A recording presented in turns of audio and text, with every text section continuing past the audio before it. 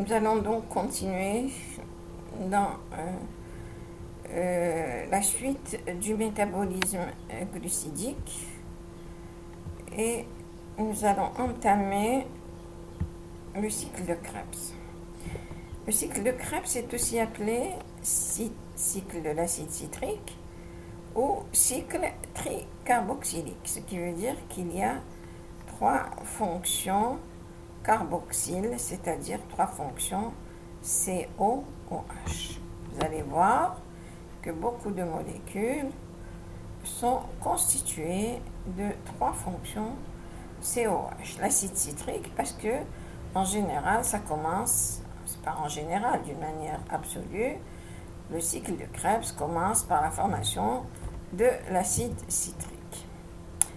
Alors, c'est une voie métabolique qui est présente chez tous les organismes aérobies et dont la fonction première, c'est d'oxyder les groupes acétyles, notamment issus de la dégradation des glucides, des graisses et des protéines. Donc, les groupes acétyles. Quel est leur but? C'est récupérer l'énergie sous forme d'électrons à haut potentiel de transfert avec une molécule de GTP qui équivaut à une molécule d'ATP. Les électrons à haut potentiel de transfert sont récupérés sur le NADH et l'ubiquinol, donc ça c'est la phosphorylation oxydative, nous la verrons tout de suite après, peuvent ensuite circuler à travers la chaîne respiratoire pour permettre à leur tour la formation de molécules d'ATP supplémentaires, donc encore c'est la phosphorylation oxydative. Alors, le cycle de Krebs est donc une voie métabolique de la mitochondrie, oxydant l'acide acétique de l'acétyl-CoA en CO2, donc avec production de gaz carbonique et production de coenzymes réduits NADHH+ et FADH2 qui transportent les hydrogènes vers la chaîne respiratoire mitochondriale et formation d'un GTP. Donc on commence par le pyruvate, donc, qui est issu de la dégradation du glucose. Alors ce pyruvate va se transformer en acétyl-CoA. Donc vous voyez que la molécule de pyruvate va perdre un CO2 et va devenir de 3 carbones, on passe à 2 carbones, c'est l'acétyl-CoA.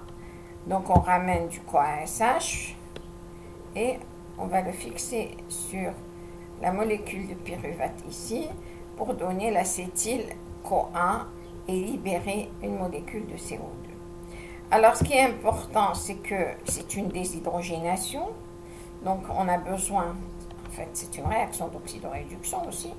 Donc vous voyez que le coenzyme NAD+, qui est à l'état oxydé, va être réduit ici sous forme de NADHH+. Donc c'est pour ça qu'on a une pyruvate déshydrogénase. Alors c'est quoi la pyruvate déshydrogénase? Elle est très très importante.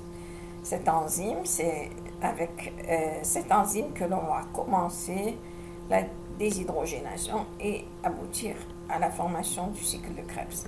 C'est un complexe multi-enzymatique. Donc vous allez, je pense que vous avez fait ça avec l'enzymologie.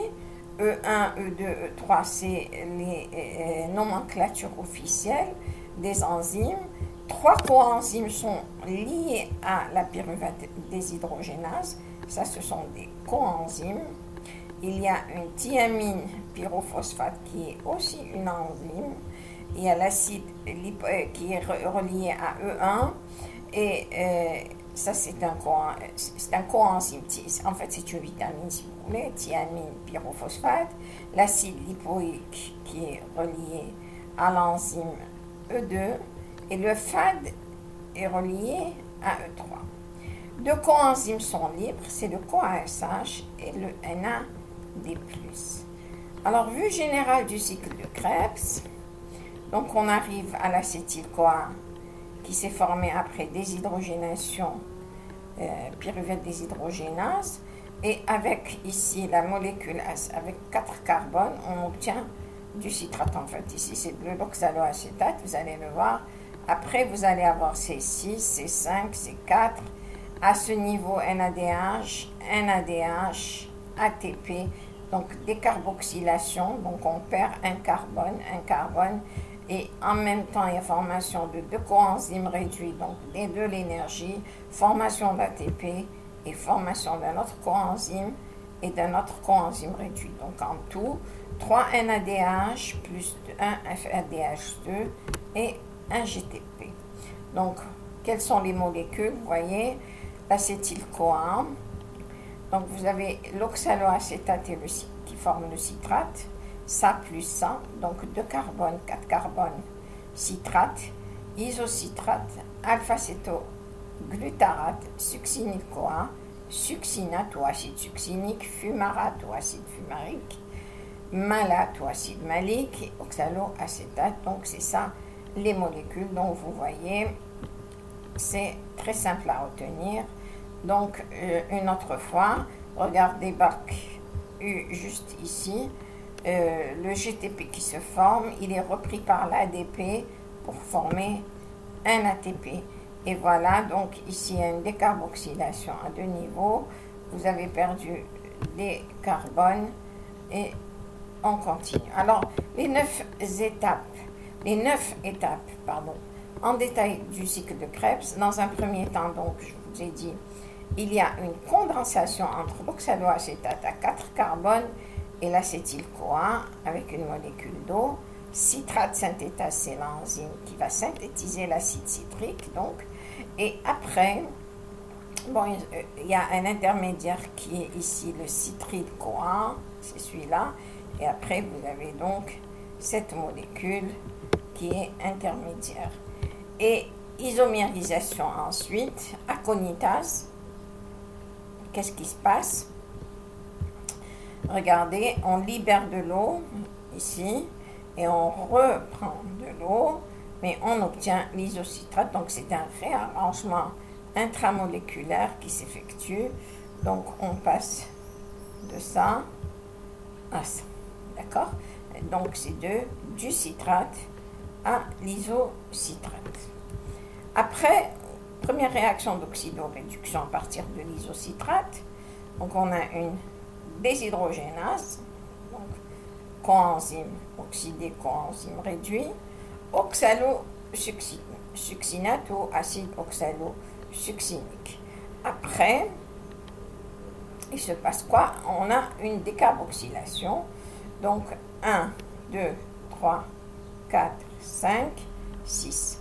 Alors regardez, 1, 2, 3, 1, 2, 3. Il y a 3 fonctions carboxyliques, donc c'est pour ça qu'on appelle le cycle tricarboxylique. Donc de l'isocitrate, même ici d'ailleurs. Alors regardez, première fonction COOH, deuxième et troisième. Donc dès le départ, nous avons 3 fonctions carboxyles. Donc l'oxalosuccinate va perdre un atome de carbone, 1, 2, 3, 4, 5. Donc, on obtient de l'alpha-cétoglutarate. C'est la première décarboxylation. Isocitrate NAD+, vous donne, en fait, la réaction finale, c'est celle-là. C'est NADHH+, alpha-cétoglutarate plus CO2. L'enzyme est l'isocitrate déshydrogénase. Après, une autre décarboxylation oxydative, là, donc l'alpha-cétoglutarate à 5 carbones va encore perdre un carbone sous forme de CO2, mais on ramène un autre coenzyme libre, le NAD+, d'ailleurs libre, et le HS-CoA libre, 2 coenzymes qui vont libérer, le coenzyme va se fixer ici, on obtient le succinyl-CoA avec une décarboxylation, donc formation de CO2 et d'un coenzyme réduit. l'enzyme, c'est un complexe aussi alpha-cétoglutarate déshydrogénase. Donc, pour cette enzyme, il y a des cofacteurs. Tous ces éléments sont des cofacteurs de l'enzyme alpha-cétoglutarate déshydrogénase. Je ne rentre pas dans le détail. Après, il y a la formation d'une liaison qui est riche en énergie. Voilà. Le succinyl-CoA avec phosphore inorganique et GDP, succinyl-CoA synthétase, on obtient du succinate parce qu'on va libérer le CoA ici. Donc, on va le libérer et on obtient le succinate ou l'acide succinique. Après, je vous l'ai dit, le GTP, il est transféré sur l'ADP avec une enzyme qui est la nucléoside diphosphate kinase, donc formation de phosphore, on va former l'ATP. Et enfin, la régénération de l'oxaloacétate, d'accord? Alors, on va passer à la régénération il y a plusieurs réactions. Il y a le succinate et le FAD qui donne le FADH2, encore une réaction d'oxydoréduction. Succinate déshydrogénase qui donne le fumarate. Le fumarate donne le malate et le malate donne l'oxaloacétate. Donc, il y a plusieurs étapes pour la régénération, en fait 3 étapes pour la régénération de l'oxaloacétate. Mais vous voyez qu'à partir du succinate, on a 4 carbones et c'est toujours 4 carbones, sauf qu'ici, vous avez 4 carbones mais avec un CoASH. Mais dès que vous formez le succinate, vous avez succinate, fumarate, fumarate, malate, malate, oxaloacétate. Donc le bilan général, c'est le CoASH, c'est l'acétyl-CoA, tout ça c'est de l'acétyl-CoA, 2 H2O, 1 GDP, 1 phosphore inorganique, 3 NAD+, plus FAD, me donne un CoASH, 2 décarboxylation, 1 GTP, 3 NADH+, et 1 FADH2. Alors, le bilan énergétique, l'acétate est dégradé en 2 CO2, il y a eu 2 décarboxylations, et un GTP directement transformé en ATP par la nucléoside diphosphate kinase, on l'a vu ici, donc une nucléoside diphosphate kinase, et puis 4 coenzymes, ici le NADH+, au nombre de 3, et un FADH2 coenzyme réduit. Ils vont être d'ailleurs réoxydés par la chaîne respiratoire, produisant respectivement 9 ATP, parce que chaque NADH va être source de formation de 3 ATP, et le FADH2 va être source de production de 2 ATP. Donc si je calcule 3 fois 3, ça sera 9, et 1 fois 2, ça fait 2. Donc 9 plus 2, ça fait 11, plus 1 ATP, ça fait 12 moles d'ATP produit au niveau du cycle de Krebs. Alors évidemment, il y a des réactions anaplérotiques, il n'y a pas que celle-là, c'est-à-dire que l'on a besoin de molécules pour reprendre le cycle de Krebs, il ne faut pas qu'il s'arrête. Alors, par exemple, la pyruvate carboxylase, le pyruvate peut être transformé en oxaloacétate. Donc, et là, c'est la pyruvate carboxylase. D'ailleurs, on l'a vu lors de la néoglucogenèse. Aussi, l'alpha-cétoglutarate, qui provient de l'acide glutamique, qui est un acide aminé, et on a l'alpha-cétoglutarate. On a besoin d'alpha-cétoglutarate pour le cycle de Krebs. Alors, la régulation du cycle de Krebs, elle est très simple. Donc, vous voyez que le glucose dans le cytoplasme donne naissance au pyruvate. Après, au niveau de la mitochondrie, ici, vous avez le pyruvate qui est donc, par l'intermédiaire de la pyruvate déshydrogénase, transformé en acétyl-CoA. Et l'acétyl-CoA, donc, qui est produit, va inhiber l'enzyme, comme d'habitude, dans les réactions d'inhibition allostérique. le produit va être inhibiteur de l'enzyme. Par contre, l'acétyl-CoA, il va stimuler la pyruvate carboxylase, il va stimuler la citrate synthétase, parce qu'on rentre dans le cycle de Krebs. C'est très très simple. Et une chose à retenir, la pyruvate déshydrogénase enzyme dont je vous ai parlé, il est important que vous sachiez qu'elle est active sous forme déphosphorylée. C'est-à-dire, dès qu'on a fixation d'un acide phosphorique sur l'enzyme, elle devient inactive. Alors, regardez comment se fait la phosphorylation. Donc, ici, c'est la pyruvate déshydrogénase qui est active sans être phosphorylée. Après, ici, pyruvate déshydrogénase kinase, donc on va la phosphoryler, et du coup, elle devient inactive.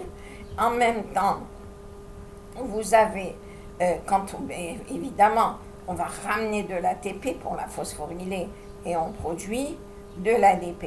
En même temps, donc, l'ATP va devenir un activateur de la pyruvate déshydrogénase au même titre que le NADH+ et l'acétyl-CoA, et le pyruvate va inhiber la pyruvate déshydrogénase kinase, c'est-à-dire le pyruvate va inhiber la formation de la phosphorylation de l'enzyme.